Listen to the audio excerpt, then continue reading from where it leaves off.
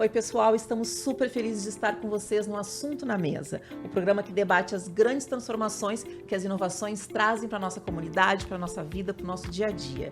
E a pergunta que não quer calar: de que forma a nossa comunidade vem sendo transformada pelas tecnologias? Hoje nós vamos falar sobre modernidade e espaço público. Afinal, como a tecnologia tem transformado as interações nesses ambientes e a relação do cidadão com a comunidade. E os espaços públicos podem ir muito além do convívio nas praças, nos parques, eles podem receber tecnologias que melhoram a qualidade de vida das pessoas, convidam à inclusão e fomentam a sustentabilidade. Neste episódio, nós vamos falar sobre inovações que ampliam a nossa cidadania. Então, de projetos urbanos inspirados pelo design social e pelos saberes indígenas, a museus que despertam emoções com realidade virtual e até neurociência. E cada uma dessas iniciativas mostram que a tecnologia reinventa o nosso convívio coletivo, desvendando segurança junto com a tecnologia, acessibilidade, cultura e meio ambiente. E para nos ajudar a desvendar esse novo programa, nós recebemos o arquiteto e urbanista Igor Devetmi. Tudo bem, Igor? Tudo bem, Carol. Muito obrigado, Melissa, Carol. Vai ser um prazer ter essa conversa. O Igor, ele é representante do Brasil no grupo de trabalho de povos indígenas da União Internacional dos Arquitetos. E ele tem vasta experiência na pesquisa de habitações ameríndias no Brasil. Seja muito bem-vindo, Igor. É muito bom você estar aqui com a gente. Igor, como a gente falou no começo, os espaços urbanos eles vão além, né, de receber as pessoas, né? O bem-estar, a coletividade, o encontro das pessoas também é importante. Então, o design e a arquitetura, quando se encontram para pensar esses lugares, pensam nas pessoas, né? Eu queria que tu falasse um pouco pra gente como que esse encontro pode proporcionar espaços mais humanitários, que pensam no cidadão, no conforto, no bem-estar, no encontro das pessoas. Legal, Carol, é importantíssima essa pergunta. Eu até vou pedir para fazer um preâmbulo antes, que é falar um pouquinho sobre a importância desse encontro no espaço público, né? Acho que nem todo mundo tem noção da essencialidade da gente estar encontrando todos os dias com o diferente, com aquele que não faz parte da nossa bolha, da bolha com que a gente convive dentro do nosso espaço de trabalho ou da nossa universidade, etc. O encontro com o diferente, ele é essencial para estressar essa relação entre os cidadãos, que é o que forma em grande parte a democracia. A gente só tem democracia quando a gente se habitua a estar em contato com o diferente. Nesse sentido, é muito importante que no desenho do espaço público a gente saiba tomar pequenas atitudes para que esse espaço seja de fato acessível a todos os corpos que frequentam essa cidade. Até pouco tempo atrás isso não era tão visto assim, né? Recentemente eu lancei um livro sobre o arquiteto Mário Ferrer, em que ele falava sobre um projeto dele super premiado para uma escola e que 40 anos atrás ninguém pensava, uma escola ali na Guanabara, foi premiado pelo Instituto de Arquitetos do Brasil, mas que entre cada sala de aula tinha 3, 4 degraus, né? E ele hoje em dia, ele era um arquiteto do serviço público, né? E ele quis adaptar, mas o projeto era inadaptável, porque poucos anos atrás ninguém pensava nessa importância. Então, é essencial que a gente comece que a gente siga dando atenção a isso, né? Existem muitos desafios. Por exemplo, o encontro entre a necessidade de preservar o patrimônio e criar acessibilidade para esse patrimônio. Então, isso é um assunto sobre o qual estão se debruçando muitos arquitetos urbanistas e designers. E ele, como eu disse, indiretamente, na verdade até numa cadeia bem direta, é isso que vai estimular que a gente aprenda a conviver cada vez mais com o diferente, ou seja, é isso que vai transformar a nossa sociedade numa democracia cada vez mais plena, né? Igor, a gente tem visto novas aplicações de camadas de navegação em produtos de mapas, em produtos, né, que auxiliam a gente a estar trafegando pela cidade. Então, eu queria te perguntar de que forma esses aplicativos, ou na verdade quem está desenvolvendo esses aplicativos de geolocalização, eles podem incorporar mais camadas de informação sobre acessibilidade, seja para idosos, seja para deficientes, mães com carrinhos de bebê, crianças, né, em vias públicas, como informar locais de rampa, rampas, elevadores, obstáculos que a gente não está pensando que eles poderiam estar existindo ali naquele momento, e como a gente pode envolver a comunidade para pressionar por melhorias de infraestrutura nesse sentido, tanto infraestruturas da cidade, quanto na ajuda que essas plataformas digitais acabam dando para a gente, para planejar para onde a gente vai, como que a gente vai, com que frequência a gente vai, né? Essa é uma questão muito interessante, Melissa, porque a chave está no que tu falou no meio da sua fala, que é coisas que a gente nem pensava. E realmente, tem muita coisa que a gente só pensa quando a gente vive aquela situação.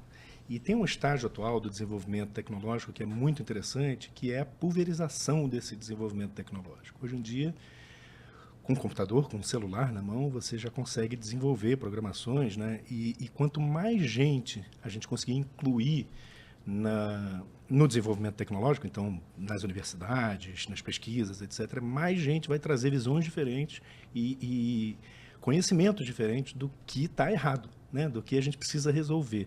Então, essa inclusão cada vez maior no desenvolvimento tecnológico nos ajuda a descobrir coisas que ninguém tinha pensado antes. Que, aliás, quando surge, a gente logo pensa, poxa, como é que eu nunca pensei nisso antes? É porque eu não vivi aquele drama, né? Então, como você estava falando, carrinho de bebê, né? Quem tem filho pela primeira vez descobre que as calçadas das nossas cidades são horrorosas para se transitar, né? É aquilo que o cadeirante sempre viveu, é aquilo que alguém que tenha dificuldade de mobilidade sempre viveu. Quanto mais gente, portanto, for incluída nesse processo de desenvolvimento tecnológico, quanto mais gente incluída nas universidades, nas pesquisas, etc., mais saberes vão vir para que a gente desenvolva coisas óbvias, que já deveriam ter sido desenvolvidas antes. Então, esse tipo de camada surge quando mais gente é incluída nesse processo. A gente sente na pele, né? Eu acho que quando a gente sente na pele se torna mais urgente, se torna uma coisa, né, mais palpável. E sobre isso, assim, eu queria te incluir mais uma pergunta. Você acabou falando sobre isso, né? Que a gente pulverizar, a gente trazer mais pessoas para a cocriação desses projetos. Mas aí você falou sobre duas coisas interessantes, né? A gente tem a aquisição de pessoas dentro desses times com esses pensamentos diversos. Então, acho que um caminho é esse, mas um outro caminho interessante que você falou também é o da pesquisa de arquitetura, né? Que a gente pode ir para campo tentar entender o problema das pessoas. Como é que isso é feito?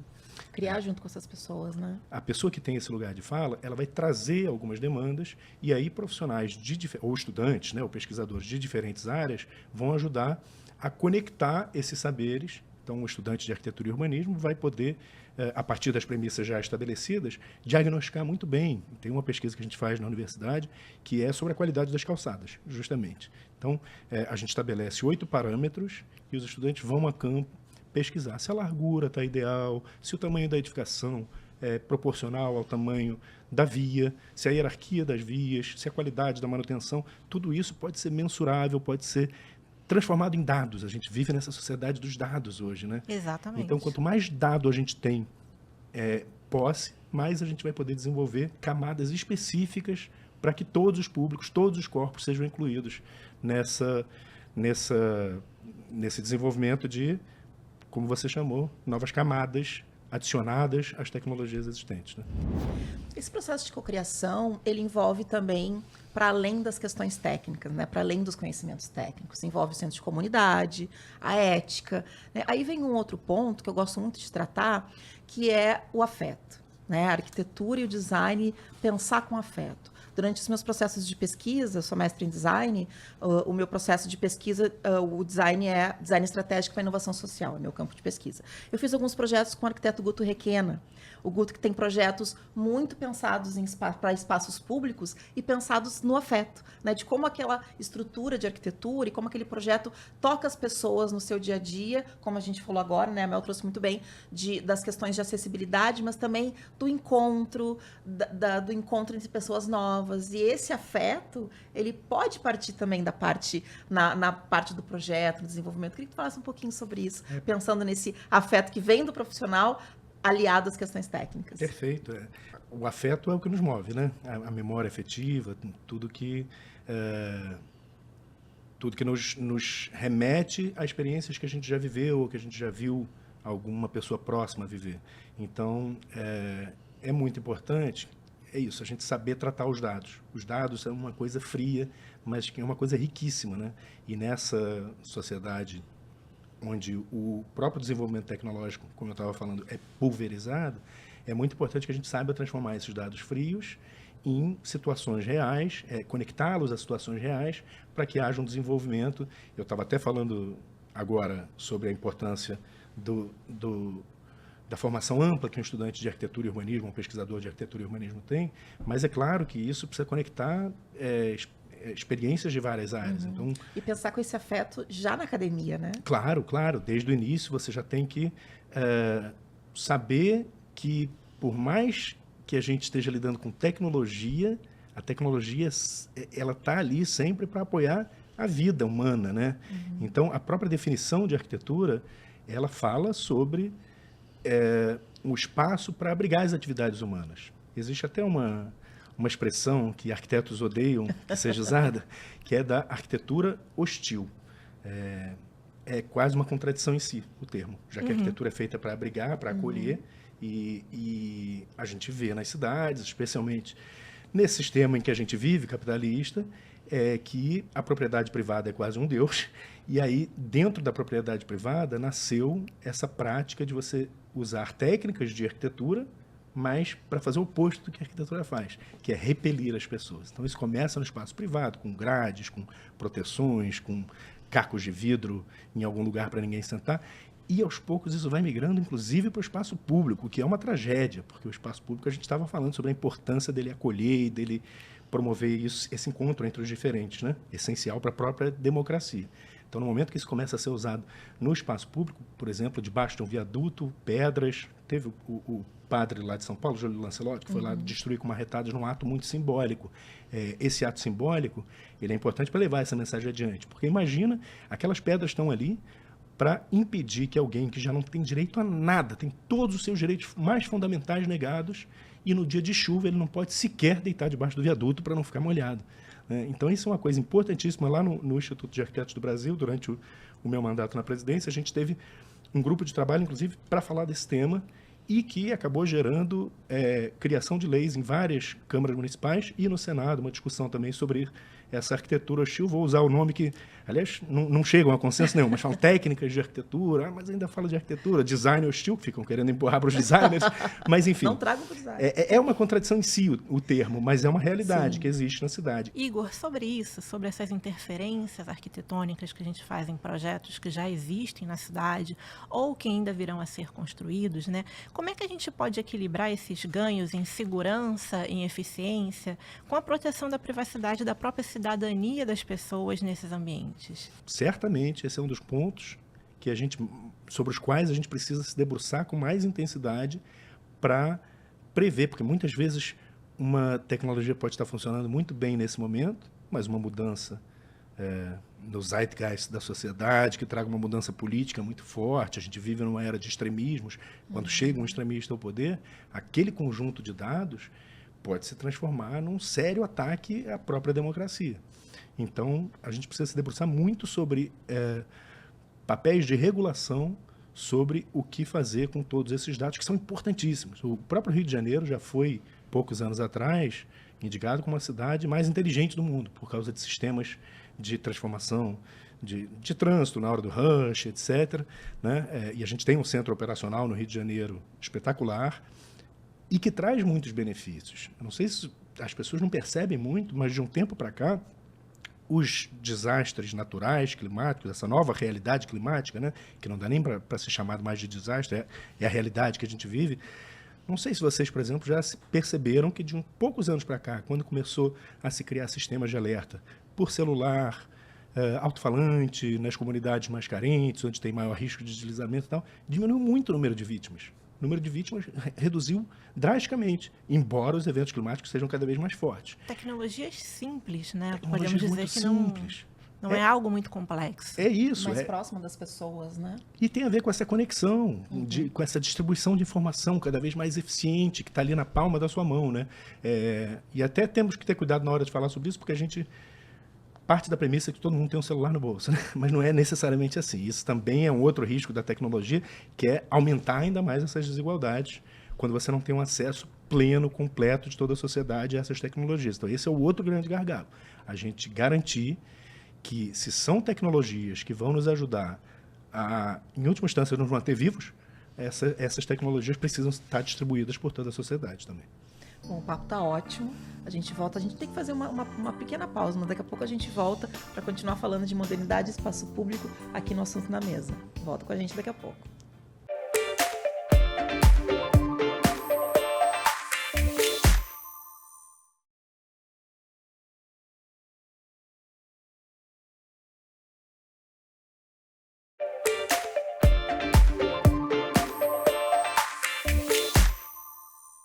Estamos de volta com o Assunto na Mesa para falar sobre modernidade e espaço público. Aqui comigo, Igor Divetmi. Igor, eu queria te fazer uma pergunta sobre uma coisa que vem crescendo bastante, mas ainda a passos lentos, que é a energia solar no espaço público, né? Aplicações de energia solar no espaço público. Então, a gente vê ainda em algumas manchetes de jornais, porque são iniciativas muito pontuais, né, de estradas que implementam a geração de energia solar ao longo delas, ruas específicas na Europa, nos Estados Unidos. E aí eu queria perguntar para você como as comunidades, especialmente a gente aqui no Brasil, né, a gente pode e deve participar do desenho dessa governança, dessas intervenções tecnológicas nos ambientes públicos, né? O que a gente pode esperar e como que a gente pode participar da implementação dessa energia solar em novos pontos da cidade ou em pontos já existentes? Quais os benefícios que elas poderiam trazer?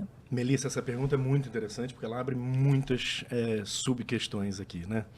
Em primeiro lugar, a questão da geração de energia a partir de fontes alternativas para o espaço público. A gente, nas últimas décadas, começou a descobrir cada vez mais, começando com a energia solar, como você está falando, mas cada vez mais outras fontes de energia, que a gente, inclusive, equivocadamente chama de fontes de energia sustentáveis, nenhuma delas é 100% sustentável.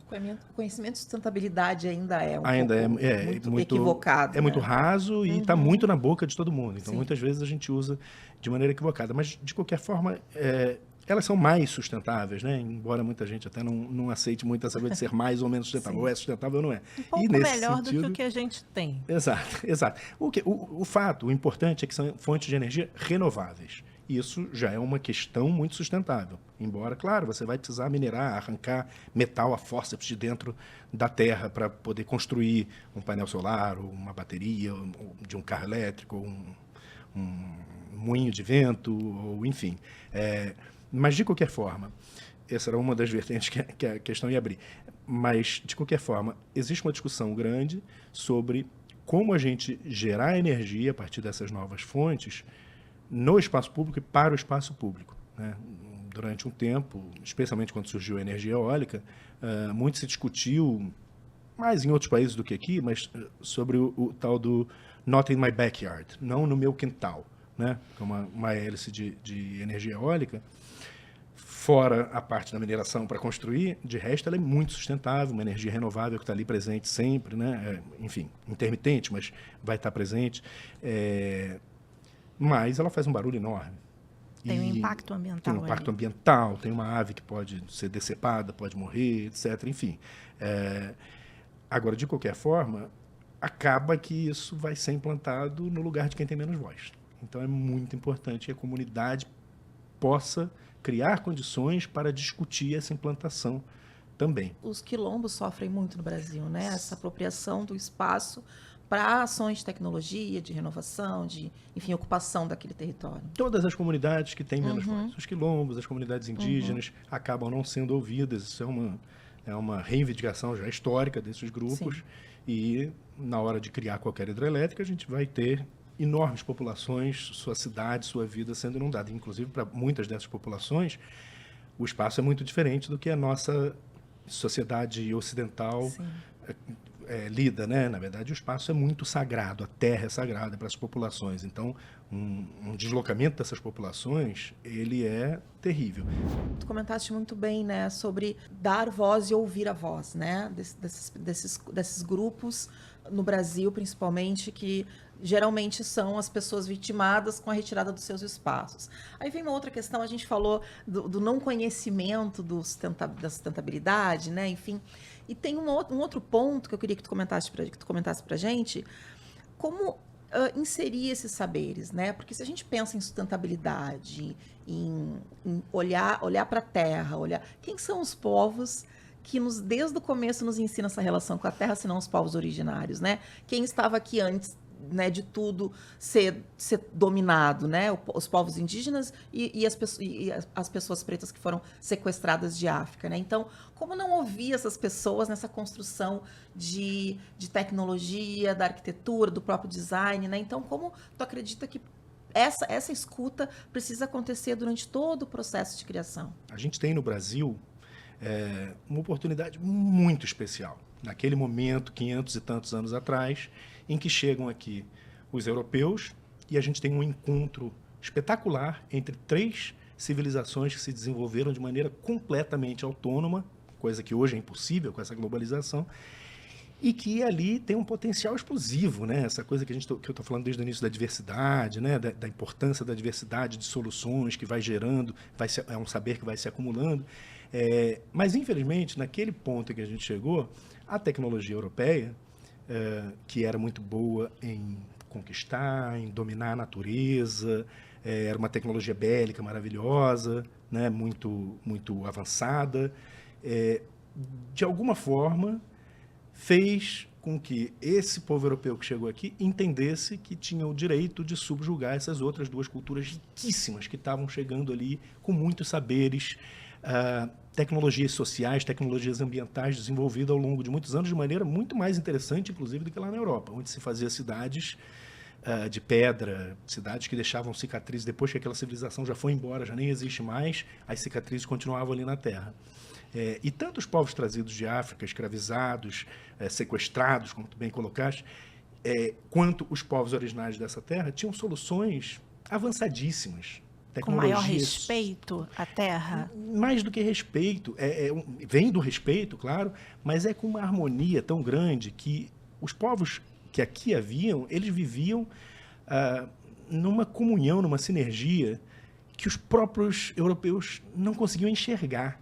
Tem uma história muito interessante que se fala muito no Brasil, se usa muito essa ideia de que quando os portugueses chegaram aqui nas suas caravelas, os indígenas nem enxergaram aquelas caravelas, porque eles nunca tinham visto nada parecido, então eles não tinham cognição suficiente para entender o que era uma caravela.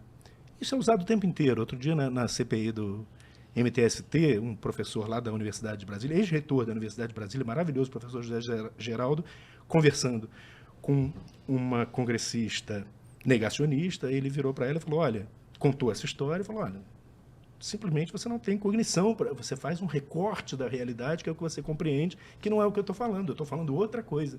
Mas aí citou esse exemplo dos indígenas. O curioso é ninguém ter parado para pensar até hoje o que os portugueses que estavam chegando não tinham cognição para ver dessa sociedade que se formou aqui, com essas tecnologias ambientais e sociais, comunitárias, espetacular. E o que eles viam era mata virgem, uma selva, e pessoas que viviam nessa selva que eles chamaram de selvagens, porque a compreensão deles era, eles não dominam, né? Eles não subjugam a natureza. Então eles vivem do jeito que eles conseguem. Não é isso. Não é isso. Aquilo eram cidades riquíssimas, todos eram povos nômades, e não era à toa, eles eram nômades, inclusive porque a arquitetura e o urbanismo, a arquitetura e a organização territorial deles, explicava para eles, depois de tanto tempo, a gente já está exaurindo os recursos naturais dessa terra, e aí era hora de migrar. 10, 12 anos depois, era hora de migrar. Esses 10, 12 anos, eles percebiam por 2 questões. Na arquitetura, essa arquitetura feita não apenas de materiais naturais, barro, palha, madeira, mas materiais naturais vivos, em seu estado vivo, né? A gente também usa o barro para construir nossas paredes, mas a gente leva para um forno primeiro para queimar, matar todas as propriedades vivas, para que ele dure para sempre. A gente tem essa ilusão de que a arquitetura, como ela dura mais do que o nosso tempo de vida, ela é feita para durar para sempre, necessariamente. Não é. E os povos indígenas sabiam disso e usavam esses materiais em seu estado vivo, e daqui a 10, 12 anos, quando a arquitetura começava a criar patologias, o barro começava a cair, a palha começava... Além disso, a organização territorial, porque você tinha as moradias e em volta você tinha o espaço de produção, de plantio. Igor, a gente falou até agora muito de maneiras muito amplas, né? falou das questões, das responsabilidades de governo, né, de grandes projetos, né, de questões urbanas, mas pensando no dia a dia, né, agora pedindo para tu trazer um pouquinho da tua rotina de trabalho, né, como pensar tudo isso que a gente falou agora, né, o que tu falou muito bem sobre ouvir essas vozes, né, ter um outro olhar sobre os povos originários que já nos traz essa relação com a natureza desde sempre. Como trazer isso para o dia a dia? Por exemplo, no meu estudo em design, no mestrado, todos os meus autores eram brancos, europeus, como tu falou, a maioria, né? Os vivos e os não vivos. A maioria dos meus professores eram arquitetos, arquitetas, todos brancos e brancas, né? Eu precisei apresentar para minha orientadora, apresentar para os meus professores os meus atores, né, de negritude, porque meu projeto foi voltado para pessoas negras. Então, como na rotina da arquitetura, tu consegue trazer tudo isso que tu nos trouxe muito bem, né? Como com os colegas, com as pessoas que tu traz, com os estudos que, né, a arquitetura está sempre se atualizando. Como que é na rotina para ti poder trazer todos esses exemplos e essas práticas? Fala um pouco para a gente. Não, isso é muito interessante. Eu acho que esse é o grande desafio. Eu tenho me dedicado muito a esse desafio agora.